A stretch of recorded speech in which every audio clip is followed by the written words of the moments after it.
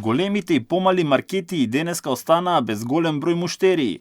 Граѓаните и овој пат одлучија да ги бойкотираат, но со помал ентузијазам од првиот пат. Алфа направи обиколка на повеќе локации низ Скопје и можеше да се види дека ги нема вообичаените гужви во големите маркети.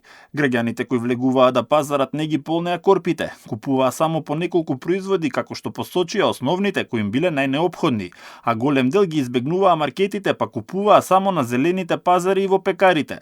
Револтирани се од трговците поради како што велат ги набилдале цените до плафон. Дали бојкот ќе има ефект? Поделени мислења. Граѓаните алармираат дека треба да има строги контроли. Поддржуваме. Додека не се замрзнат цените, ништо не прави. Бойкотирав, само си земав во бурек овде. Ефекти може да има само ако има контроли. Па, мислам дека според нашиот стандард се доста високи цените и треба да се намалат цените, а самите, да речем, добавувачи на цени треба да водат малку сметка и за населението, за граѓаните, бидејќи сме со ниски примања сите, со мали пензии. Па ја мислам дека ќе има некаков ефект, а мислам дека и владата ќе се погрижи за натамошните поставки. Вработените во маркетите признаваат дека имаат намален обем на работа, помалку купувачи и според нивните проценки прометот осетно е намален. Надлежните велат дека контроли на терен има и се најавуваат мерки.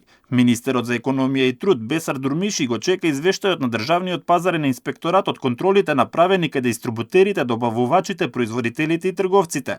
Најдоцна до понеделник ќе биде објавено што затекле инспекторите на терен, па потоа ќе се преземат и конкретни чекори. Сега тие контролираат, значи дистрибутерите, добавувачите, производителите и трговците. Значи кога ја вршат контролата, не ја вршат само кај производителите.